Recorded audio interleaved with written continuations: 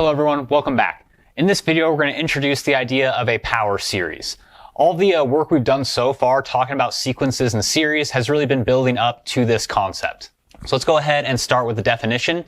So a power series is a special series of this particular form where it looks like the sum from n equals 0 to infinity of some constants c sub n times x to the power of n. And in the expanded form, that might end up looking like c sub 0 plus c1 times x plus c2 times x squared plus c3 times x cubed, and so on.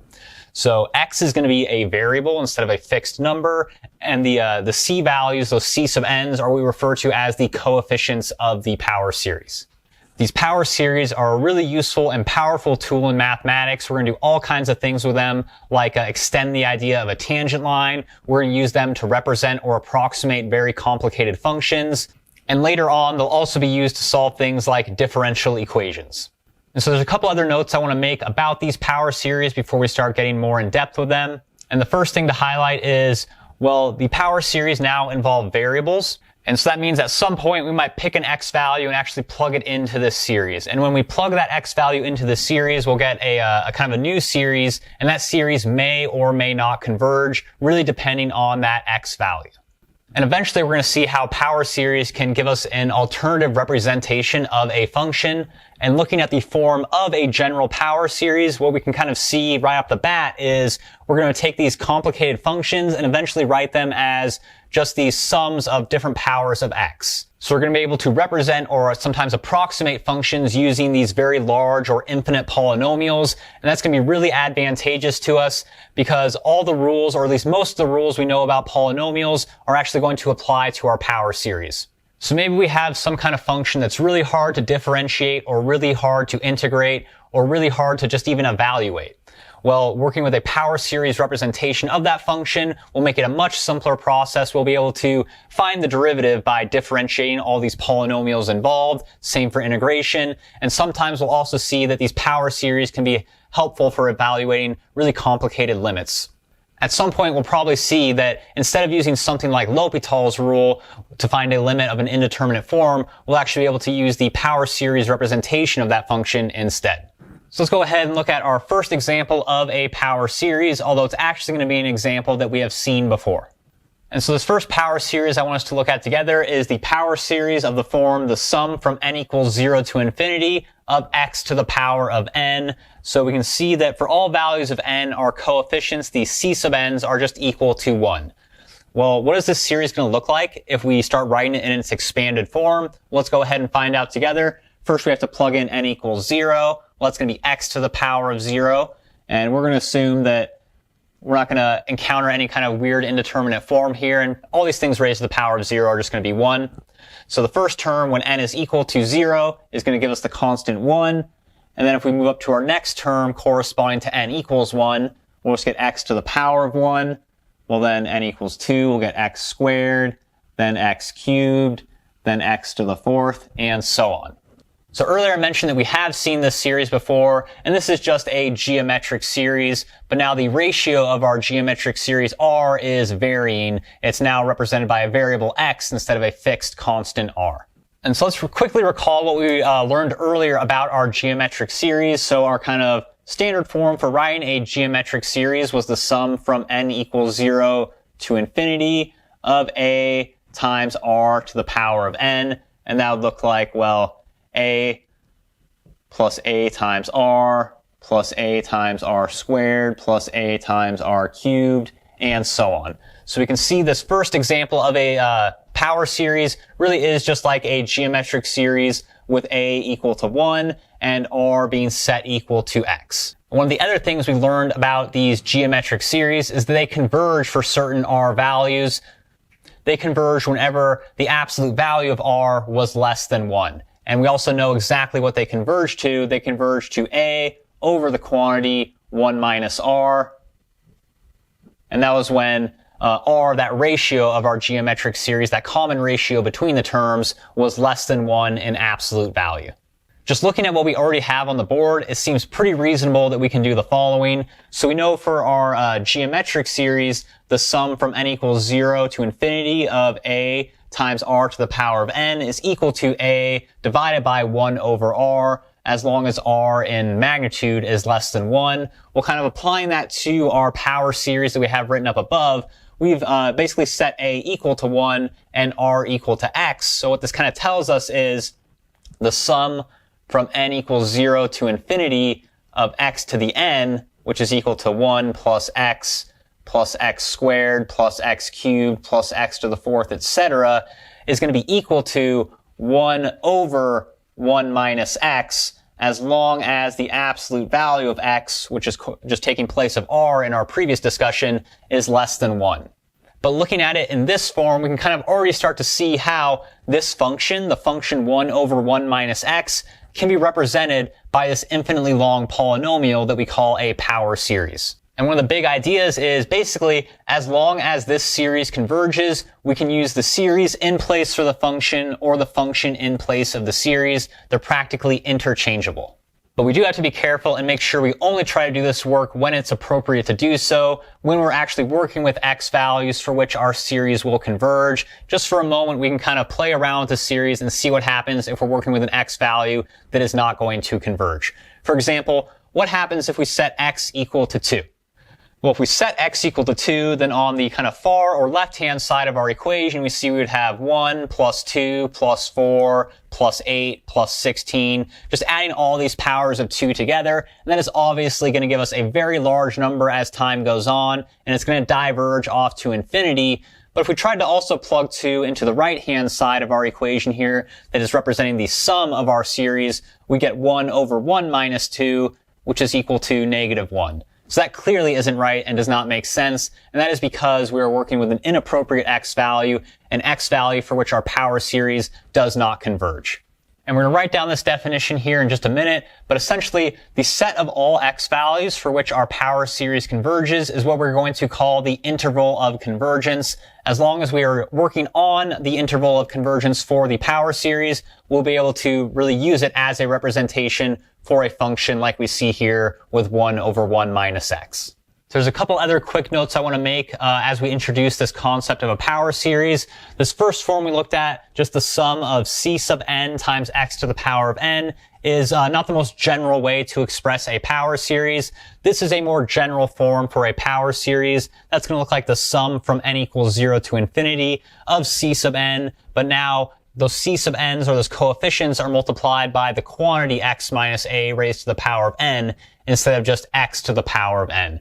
So the special case is essentially just what we get when we take our general form and set a equal to 0. And in this more general form, we might refer to it, or you might see it referred to as the power series in x minus a, or centered at x equals a. Basically, a is going to be referred to as the center of our power series. And so we saw that first example of our geometric series being a special type of power series that converged as long as the absolute value of x is less than 1. But I want to kind of mimic that conversation now for a more general power series, the one of the form, the sum from n equals 0 to infinity of c sub n times x minus a to the power of n.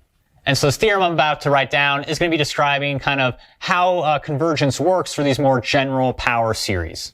And so for a power series of this more general form, the sum from n equals 0 to infinity of c sub n times the quantity x minus a raised to the power of n, there's really only 3 cases to consider and how our power series can converge. It can either converge only at a single value, which is at x equals a, or the center of our series. So the series can converge only at one point when x is equal to a. And essentially what happens here, and this isn't a very interesting case because it's not very useful, is if we set x actually equal to a, then all the terms in our series become 0. And of course, if we add up a bunch of zeros, we're going to sum up to 0 itself. The next situation of when a power series can converge is for all x values, or all real numbers. And when our power series converges for all real numbers or for all x values, this is really like our best case scenario, and we don't have to worry about being on the correct interval or working with the right kind of x values to do stuff with our power series.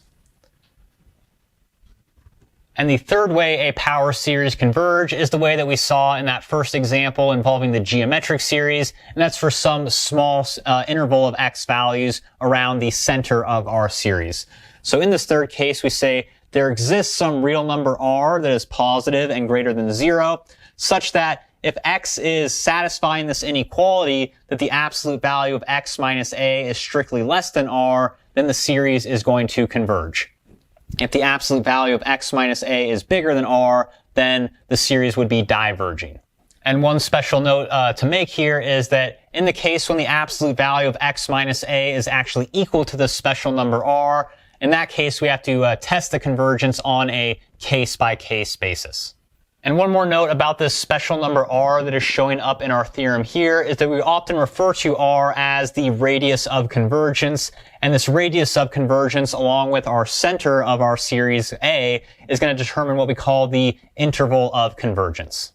And so this third part of this theorem about the convergence of power series I think can be a little bit hard to digest, so I want to take a second to try and clarify that for us. So r is our radius of convergence. It tells us how far we are allowed to deviate left or right from the center A value of our series to still have convergence and therefore be able to use our series for things like approximations or representations of a function. So this inequality pretty much describes the interval of convergence except maybe those endpoints, but we can also express this interval of convergence in our more maybe familiar interval notation. And for that, we essentially just have to solve this inequality.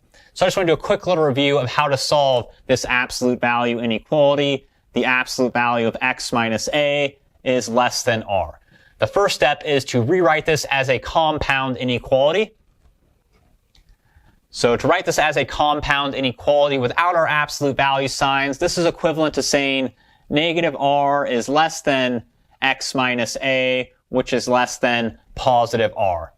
And now to find the actual x values for which all of this works, we just solve this three-sided inequality for x, and that's done simply by adding a to each side. So our far left-hand side becomes a minus r, the middle of our inequality reduces to just x, and the far right-hand side becomes a plus r. So our kind of general interval of convergence, when we're looking at the inequality, the absolute value of x minus a is less than r, is going to be the interval from a minus r to a plus r. So in just a second, we're going to talk about how to find the general interval of convergence, that is everything except the endpoints of the interval. For these endpoints, we're going to see that we have to test them independently or on their own. And the way we pretty much find all of our intervals of convergence and get this ball rolling is using things like the ratio test. So for our example of kind of figuring out how to find an interval of convergence, I want us to try to figure out for what x values does the series, the sum from n equals 0 to infinity of the quantity x minus 3 to the power of n all over n converge for. And as I mentioned earlier, we're always going to kind of start finding our interval of convergence except those endpoints using the ratio test. So let's remember exactly what the ratio test tells us.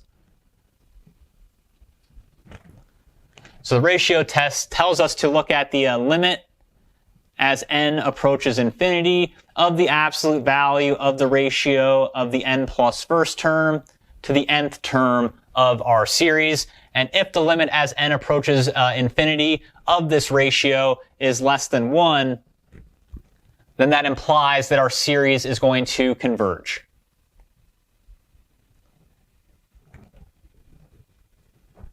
So what we have to do is essentially figure out for which x values will cause this special ratio to be less than 1, and for that set of x values, that is when our power series is going to converge. So what we use in our ratio test, like for a sub n, is the kind of whole general term of our series. So a sub n is going to be x minus 3 to the power of n all over n. So what we have to look at for this example is the limit as n goes to infinity of the absolute value, first of the n plus first term. Well, that's going to look like x minus 3 to the n plus 1 over n plus 1. And then we have to divide that by the nth term, which is just how our term is currently written, and that'll look like x minus 3 to the n all over n. And so I didn't write it exactly in the form of a sub n plus 1 over a sub n. I just used a different division sign to try to avoid a complex fraction. And to further help me avoid a complex fraction, I'm also going to use the fact that if we were dividing one fraction by another, we can rewrite this as multiplication. We just have to multiply by the reciprocal of the divisor. So applying that idea here, we can rewrite our ratio test as the limit as n goes to infinity of the absolute value of x minus 3 to the n plus 1 over n plus 1 multiplied by the reciprocal of our divisor, which will look like n over x minus 3 to the power of n. But what we can recognize is we have n plus 1 factors of x minus 3 in the numerator and n factors of x minus 3 in our denominator. So we can cancel n of those factors out, and what we're going to be left with is just the absolute value of x minus 3, and then the rest of it is going to look like n over n plus 1. And remember, n here are just these integers that are always positive and getting bigger and bigger going off to infinity, so we don't really need to include those in the absolute values anymore, but the factor of x minus 3 we still do need to keep inside of our absolute values. So now we're going to kind of treat x minus 3 as a constant. Sure, x is a variable, but we're taking the limit here with respect to n. So n is the thing that is increasing for a fixed value of x. So we can kind of pull this constant factor of the absolute value of x minus 3 out of this limit and really just apply the limit to the piece involving n. And what we should remember from Calc 1, or our earlier discussion of limits, is the limit as n approaches infinity of n over n plus 1 is equal to just 1.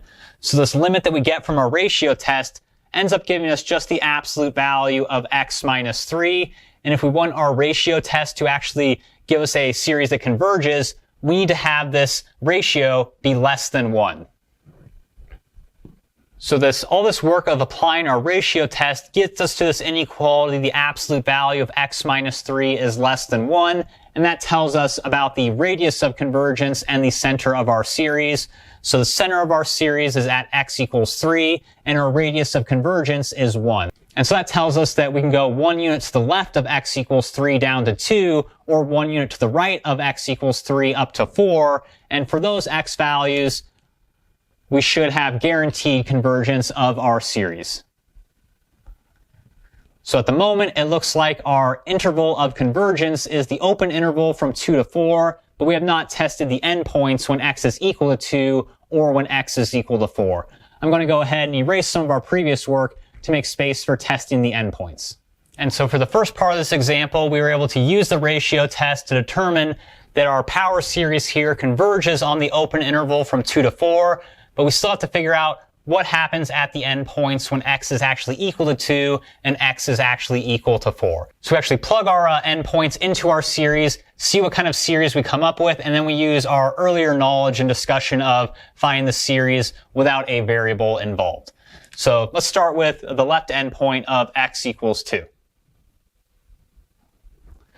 So let's see what happens if we plug x equals 2 into the general formula for this power series. Well, it's really only going to affect our numerator, and in our numerator we'll get 2 minus 3 to the power of n, but 2 minus 3 is negative 1. So that turns our series into the sum from n equals 0 to infinity of negative 1 to the n over n. And well, we don't really have to do any further tests for this series. We need to remember that this series is our alternating harmonic series, and it is going to converge. So now we're going to plug x equals 4 into the formula for our power series here and see what we get. And what we end up with is the sum from n equals 0 to infinity of, now we have x being set equal to 4, so that'll be 4 minus 3 to the power of n, which simplifies to 1 to the power of n, or just 1. Our denominator is still n, so what we end up with a simplified version of our series set up with x equals 4 is the sum from n equals 0 to infinity of 1 over n, and we need to recognize that as our harmonic series, and remember, our harmonic series diverges. So putting this all together, we have determined that the interval of convergence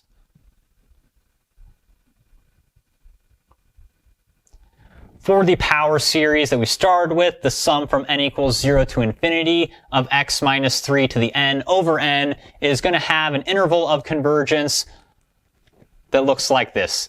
The interval from 2 to 4, where we include that left endpoint of 2, but exclude that right endpoint of positive 4. And so that means if we were going to do any type of work with this power series, it would only make sense to work with this power series for these x values. Any x value outside of this interval is not going to be usable for our power series.